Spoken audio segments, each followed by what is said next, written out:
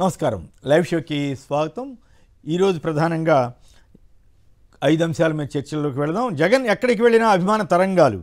అందుకే చంద్రబాబు సర్కార్ అక్రమ కేసుల వ్యూహాల ఏపీలో ఆధారాలు లేకుండా అక్రమ అరెస్టులు ఏమిటి సుప్రీం ప్రశ్నకు జవాబు దొరుకుతుందా ఏపీలో విద్యా వ్యవస్థలో టీచర్లకు సంబంధించి జరిగిన పరిణామాల మీద అట్లాగే ప్రభుత్వ ఆదాయం భారీగా పెంచాలంటున్న చంద్రబాబు మద్యం మీద 33,000 కోట్ల ఆదాయం సాధించాలని చివరికి మద్యం మీద ఆధారపడే పరిస్థితి ఆంధ్రప్రదేశ్లో ఏర్పడుతోందా ఇక ఇంకో ఇంట్రెస్టింగ్ విషయం ఏంటంటే అధికారుల పల్లెబాటుతోటి స్వర్ణాంధ్ర సాధన సంకల్పం అంట ఇది ఎల్లో మీడియా హైప్ అనమాట చూడండి ఈ రకంగా వీటన్నిటి మీద చర్చలోకి వెళ్దాం తెలంగాణకు సంబంధించి వయ్యారి భామ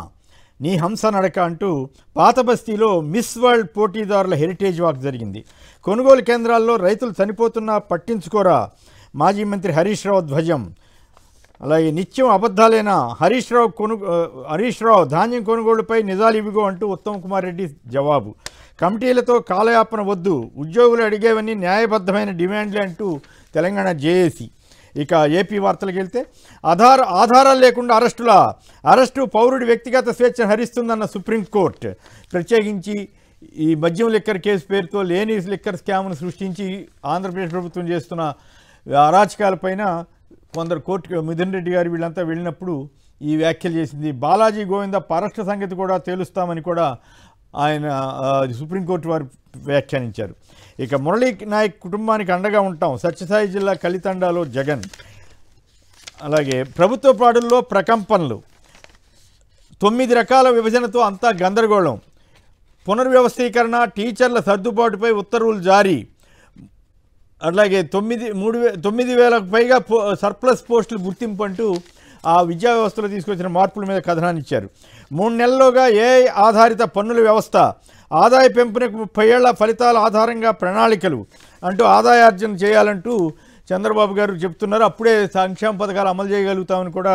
వారు అంటున్నారు అయితే విశేషం ఏంటంటే ఫైనల్గా ఎక్సైజ్ ఆదాయం 33,882 కోట్ల ఆదాయం వస్తుందటండి ఇంతకు ముందు కంటే ఇది 14% ఎక్కువటండి గత ఏడాది 28,000 కోట్లు వస్తే ఈసారి 33,000 కోట్లు పెంచబోతున్నారు మహిళలకు వైఎస్ జగన్ చేసిన మేలు ఎవరూ చేయలేదు కూటమి పాలనలో మహిళల్ని కూడా చూడకుండా అక్రమ కేసులు పెడుతున్నారంటూ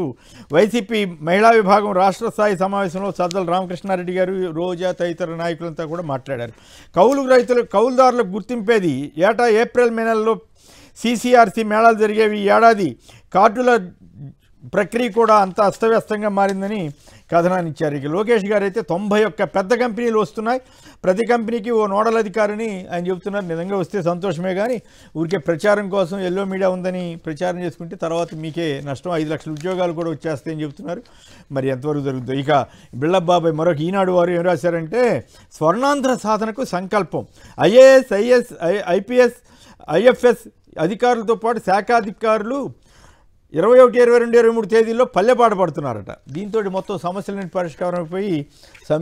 స్వర్ణాంధ్ర వచ్చేస్తున్నట్లుగా అన్నంత పిక్చర్ ఇస్తున్నారు స్కీములు అమలు చేయకుండా చెప్పిన హామీలు అమలు చేయకుండా మరి ఆఫీసర్లు వెళ్ళి అక్కడ ఏం చేస్తారో తెలియదు జనసేన కోటాలో రాజ్యసభకు లింగంనేని రమేష్ అంటూ తెలుగు గేట్వే వారెవరో రాశారు ఇవి కూడా ఆసక్తికరంగా ఉన్నాయి కాబట్టి మీ దృష్టికి తీసుకొస్తున్నాను